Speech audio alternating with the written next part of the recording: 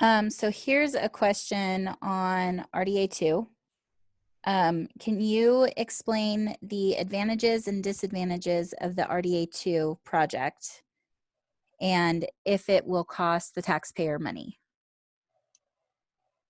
So RDA2, what that does is it caps all of the taxable value that we have today, and that value stays in the general fund.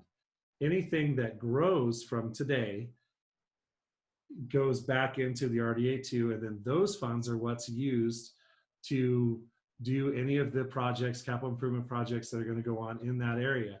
So Douglas County is not losing anything. What they're getting, what's happening is they're not going to get the gain. Now, the argument to that is that if you don't do this and we don't start helping and improving with the improvement projects in those areas, then those properties there are not going to make these improvements to build their tax base. So it encourages the casinos to reinvest in their, well, not just casinos, but all of the properties in the RDA2 to invest in their own properties and raise those base values. And then that money from what they've raised comes back into the RDA2, which continues to support. So it's a cycle. Now, if you don't do RDA2, those properties are on the decline. Everybody agrees that casinos and gambling is on the decline. So we start to drop, and the value of those properties drops too, because they are using, there's your appraisal replacement cost method of valuing the property, or you can do it on the financial basis.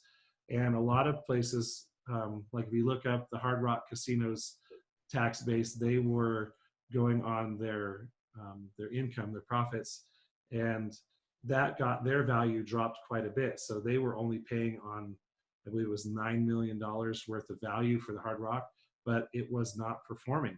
And so it was, they have that ability, and that's within the law. I know people will say, well, the casinos aren't paying their fair share, or they're not paying taxes. And so when I was having that conversation, as a matter of fact, I said, there's no way that a casino is not paying property tax because they're not exempt. And so we went in and looked and started looking at those numbers. And so then I saw that the Hard Rock was really low compared to Harrah's and Harvey's, who are paying, you know, millions more, or their assessed value is several million more than what the Hard Rock was. So they're using that financial base within the law to value their property. And if their value continues to go down, then it doesn't, then they pay less. So if we want to continue to get that tax base out of the casinos, we need to encourage oh shoot, what's the word? I lost it. Tourism. That's the word, the T word. We need to encourage tourism because that's what benefits the Tahoe Basin up there. So, and Douglas County. I mean, we are a tourism-based economy. There's no way of getting around that. So that's kind of how that circle works in a nutshell, without getting into the nuts and bolts of it. But philosophically, that's the way the RDA works. And RDA 1 was a huge success. I know that, you know, people say, well, we needed to get rid of it, and that's because it had run its course. You know, getting those stores up there on the hill was a direct result of RDA 1. And now they're where people wanted them. They're not down in the valley.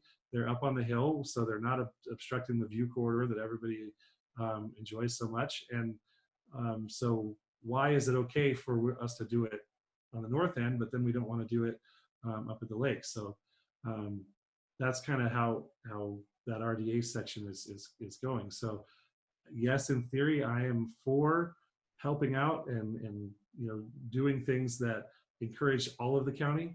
Like I said, we have evidence that it worked for the North Valley, so why would we assume that it wouldn't work up at the lake too? Because as the lake goes, we go. It was mentioned in the debate even how the lake used to provide a huge percentage of our tax base, and now they're down to like 40%.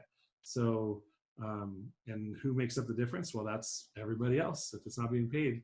So that's something that we need to recognize and use that asset. I said that in the debate. Lake Tahoe is an asset that we have and that we have to leverage. And the better we do that, the better we all will end up.